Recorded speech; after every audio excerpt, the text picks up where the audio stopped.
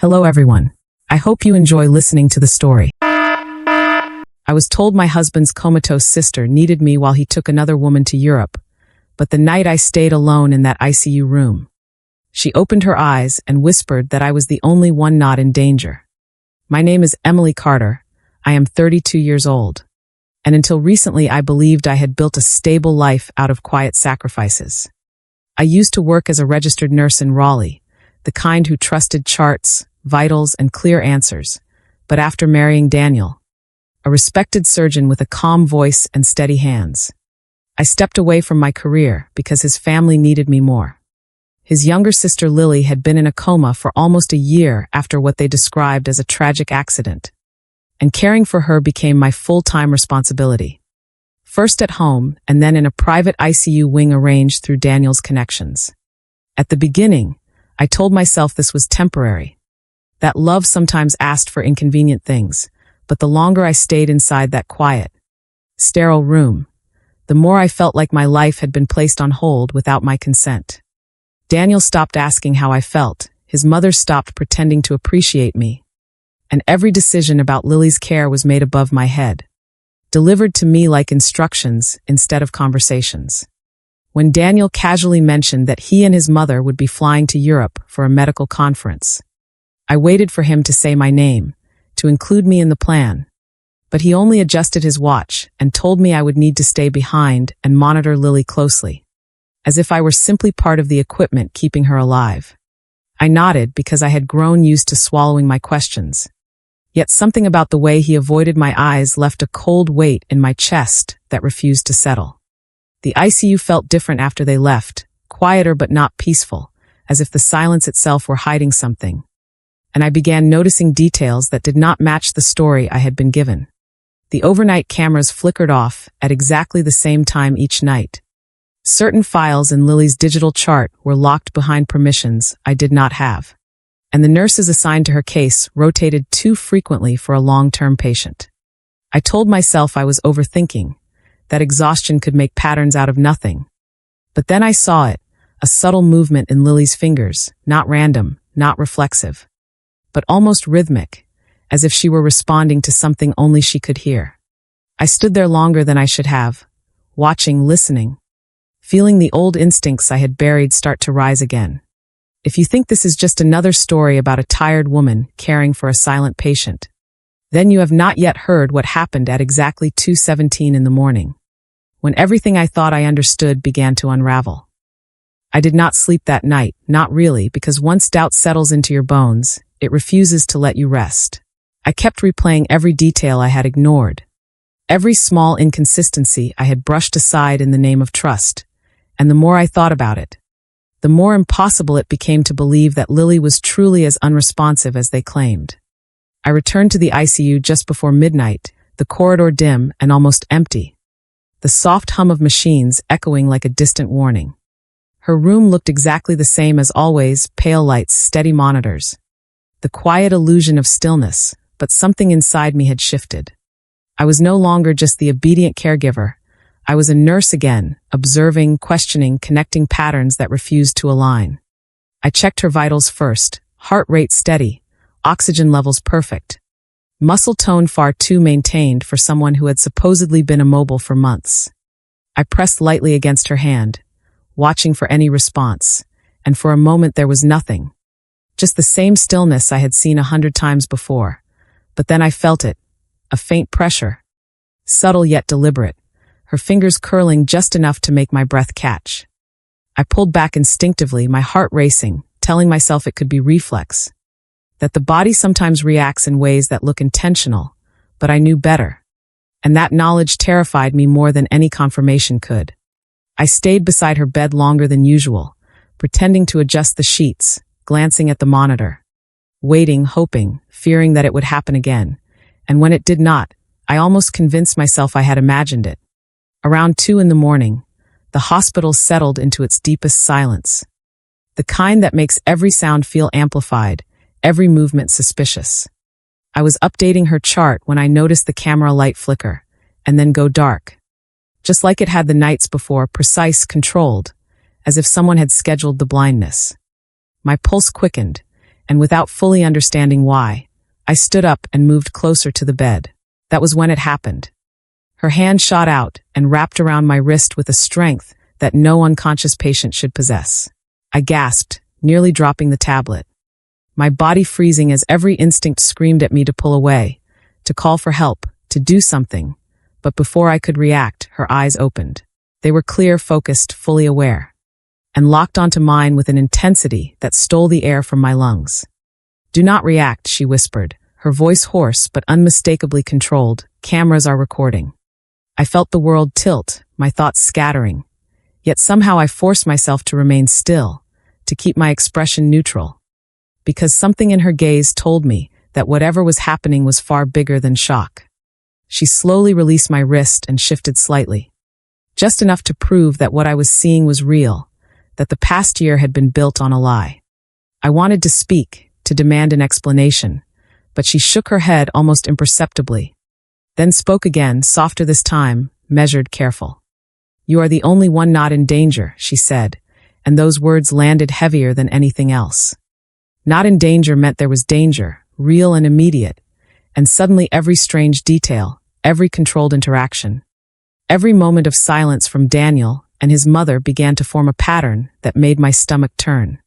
I swallowed hard, forcing my voice to stay steady as I leaned closer, pretending to check her breathing. "What is going on?" I murmured, barely moving my lips. "Everything you have been told is false," she replied, her eyes never leaving mine. "I am not in a coma, and I never was." The room seemed to shrink around me, the machines louder now, the air heavier. And I struggled to process the magnitude of what she was saying. Why would they lie about something like this? I asked, though a part of me already feared the answer. "Money," she said simply, "insurance, millions of dollars, and control. Your husband knows, your mother-in-law leads it, and you were brought in to make it legal." The words hit me like a physical blow, and for a moment I could not breathe. "Legal caregiver," I whispered, understanding dawning with a sickening clarity. "If anything happens to me," she continued, "if the story changes, you take the blame, negligence, malpractice, whatever they need, and they walk away clean." My hands trembled, but I forced them to stay steady, to keep playing the role I had been given, even as everything inside me fractured. Daniel had not just excluded me, he had positioned me, placed me exactly where I would absorb the consequences of a crime I did not even know existed. I closed my eyes briefly, steadying myself, then opened them again, meeting Lily's gaze with something new, something sharper. "How long?" I asked. "Long enough to understand that pretending to be weak is sometimes the only way to survive." She answered, and there was no fear in her voice, only calculation.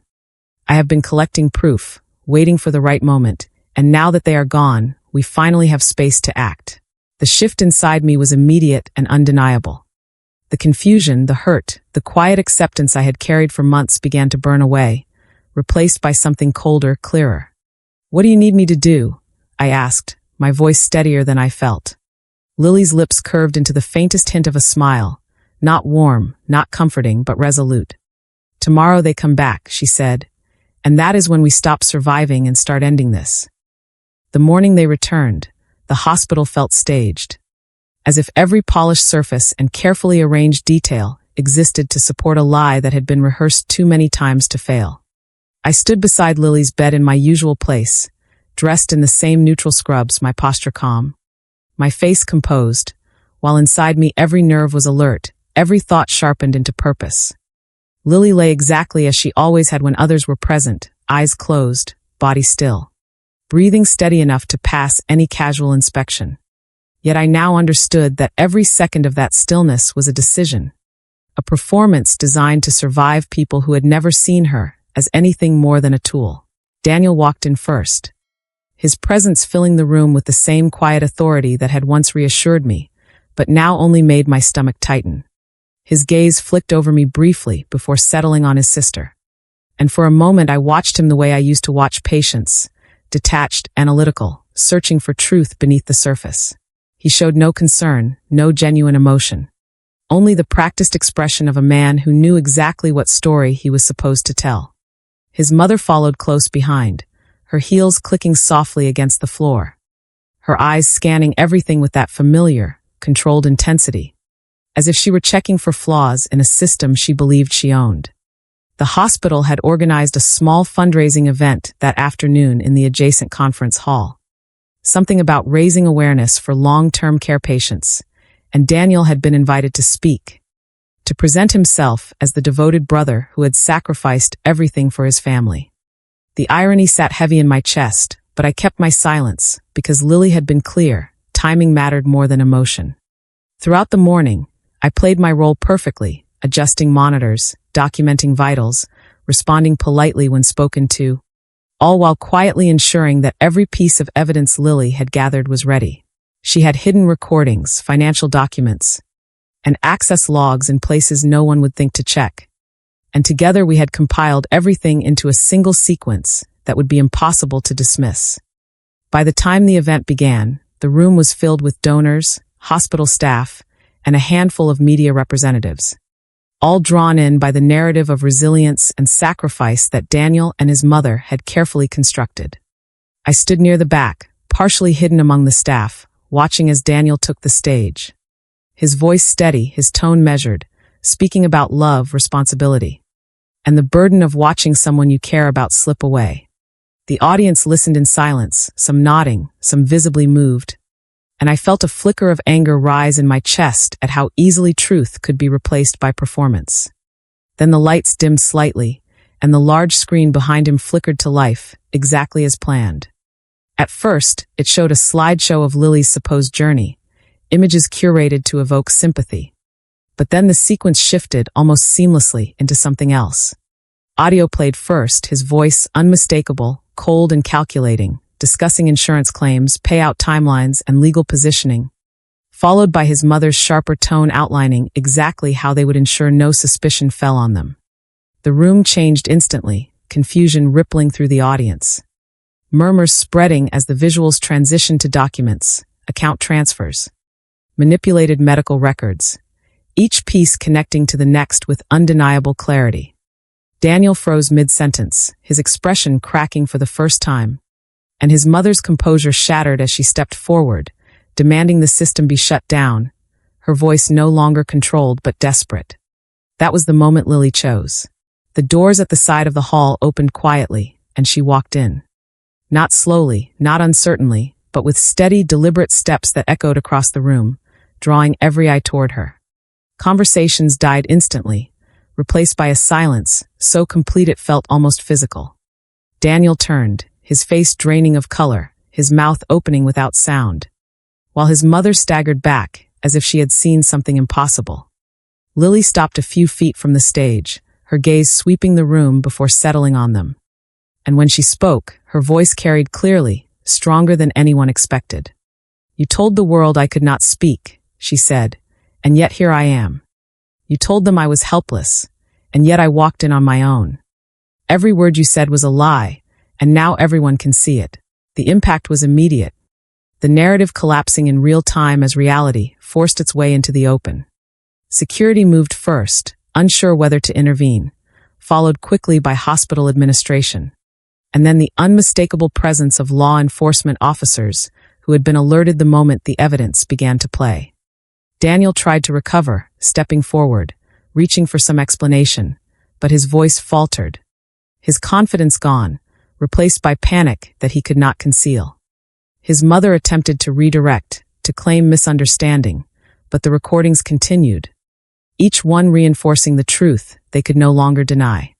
I stepped forward then, no longer hiding, no longer silent, and met his eyes as recognition settled in. "You said I was nothing," I told him, my voice steady, carrying farther than I expected. "But it turns out I was the only one who did not know your plan. That was your mistake." Officers moved in, their actions calm but decisive, placing restraints on his wrists as he protested, his words tumbling over each other, shifting from denial to anger to something that almost sounded like pleading.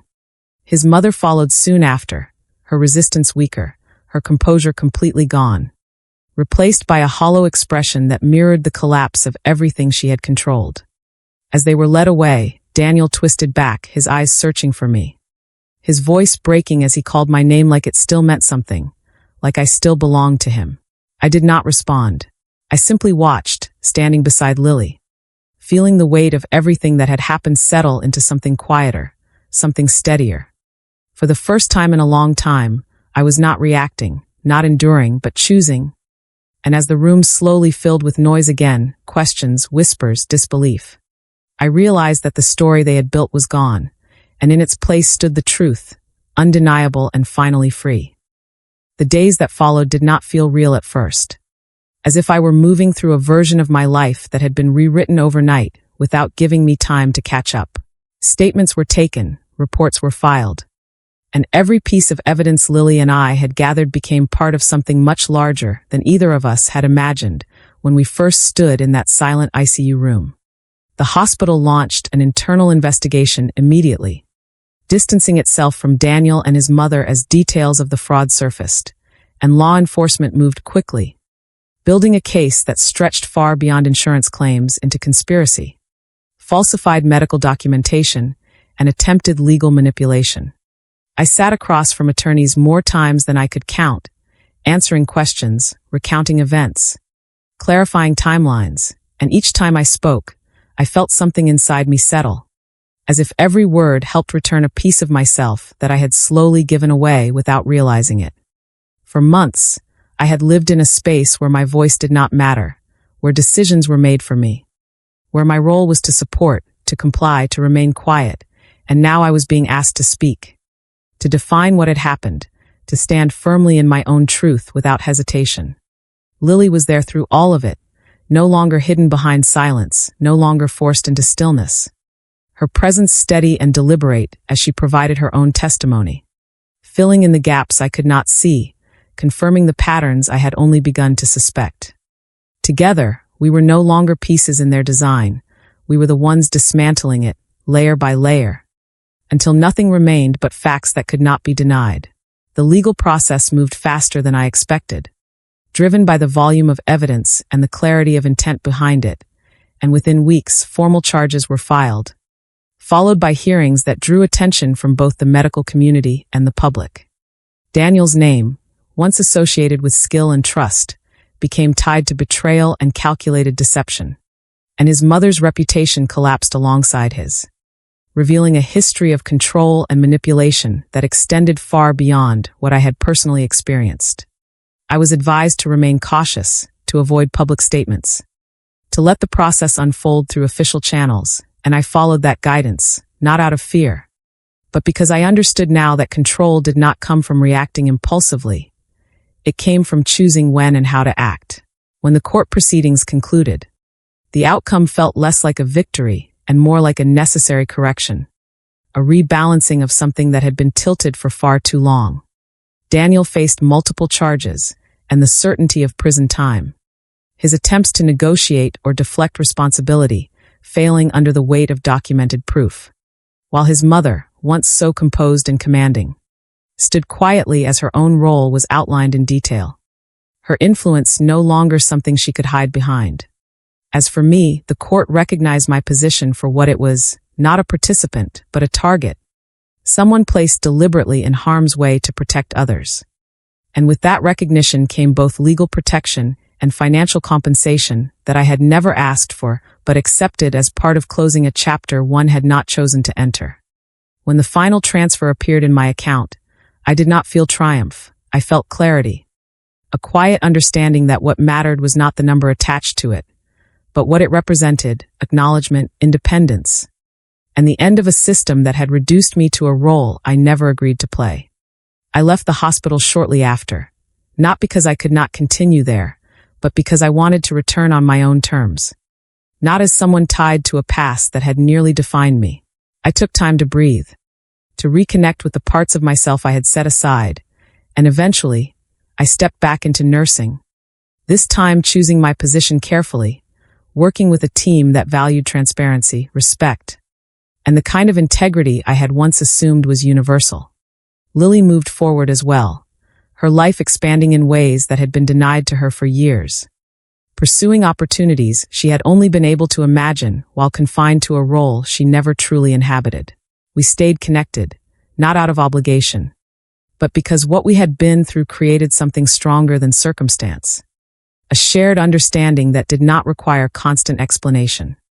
Months passed, and the intensity of everything we had experienced began to soften, replaced by routines that felt grounded and real, until one afternoon, as the light shifted across my living room floor, there was a knock at my door that brought the past back into focus. I opened it to find Daniel standing there, thinner than I remembered. His posture no longer confident, his eyes carrying a weight that had not been there before. For a moment, neither of us spoke, the silence stretching between what we had been and what we had become. And then he exhaled slowly, his voice quieter than I had ever heard it. "I know I have no right to be here," he said, "but I needed to see you. To say that I understand now what I did, what I let happen, and I am not asking for forgiveness, just a chance to make something right." I listened without interrupting, not because his words held power over me, but because I wanted to hear them without the distortion of old emotions. When he finished, I took a breath, steady and certain, and met his gaze with a calm that felt unfamiliar but right.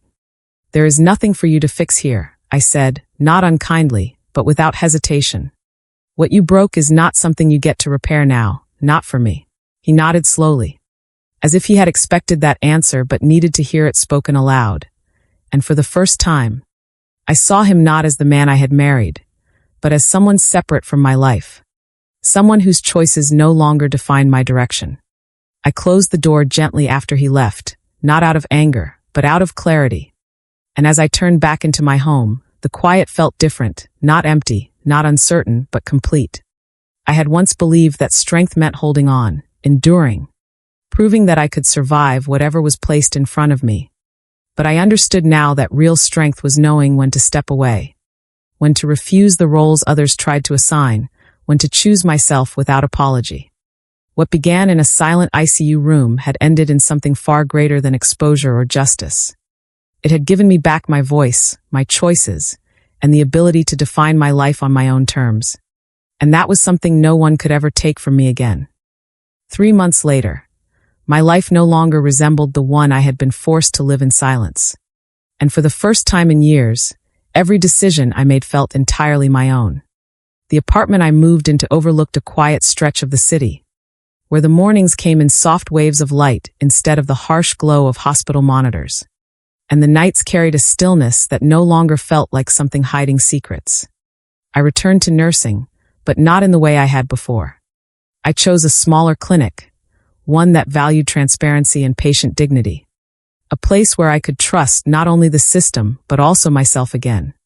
Each day I worked, I felt the distance between who I had been and who I was becoming grow clearer, not as a rejection of my past, but as proof that I had survived it without losing everything that mattered.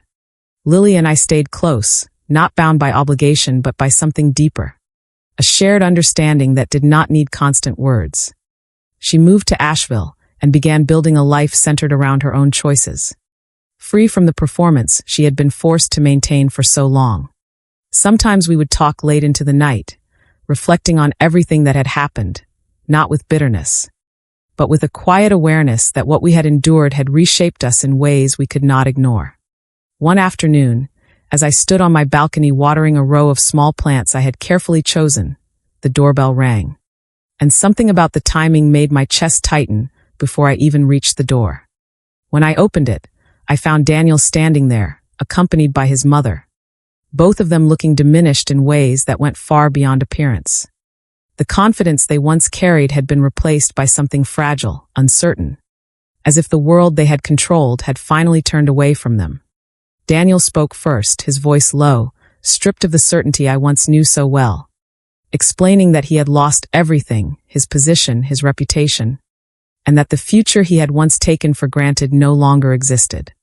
His mother stood beside him in silence, her posture no longer rigid with authority, her eyes lowered in a way I had never seen before. They asked for help, not directly at first, but through implication, through the kind of careful words that tried to soften what could not be undone. I listened without interrupting, not because I felt obligated, but because I wanted to hear the full weight of what they had become after everything had collapsed. When Daniel finally asked if there was any way I could assist them, even temporarily, I felt no anger rise within me, no desire for retaliation. only a clear and steady understanding of where I stood. I told him calmly that I did not hate him, and that the absence of that emotion was not forgiveness, but closure. I explained that the version of me who would have sacrificed herself to fix something broken no longer existed, and that what they were asking for belonged to a past I had already left behind. His mother looked up then, her eyes searching mine for something she could hold on to, but I offered nothing beyond honesty. I had once asked them for kindness, for respect, for acknowledgement, and they had given me silence in return, and now that the roles had shifted, I chose not to repeat the same pattern in reverse. I closed the door gently, not out of spite, but because there was nothing more to say, and as I turned back into my home, I felt a sense of finality settle around me like something long overdue. I walked to the balcony, letting the air move freely through the space, and for a moment I stood there in complete stillness, aware of how far I had come from the woman who once believed endurance was the same as strength. What I understood now was simpler and far more powerful. Strength was not found in holding on to people who diminished you, nor in proving your worth to those who had already decided to ignore it. It was found in recognizing when something no longer deserved your presence, and in having the courage to walk away without looking back. If you had been in my place, standing at that door with the past asking for another chance, would you have opened it, or would you have chosen, like I did, to finally close it for good? What I learned from everything is simple, but not easy. Dishonesty does not begin with big lies. It begins with small silence, with the moments we choose not to question what feels wrong. I ignored the signs because I wanted peace, but truth always demands a price. And the longer you delay it, the higher that price becomes. Real strength is not just exposing others. It is being honest with yourself before the damage spreads. If this story made you think, or reminded you of something you once ignored, take a moment to reflect. And if you want more stories about truth, betrayal, and powerful comebacks, make sure to subscribe. Like this video, and share your thoughts in the comments. I read every single one.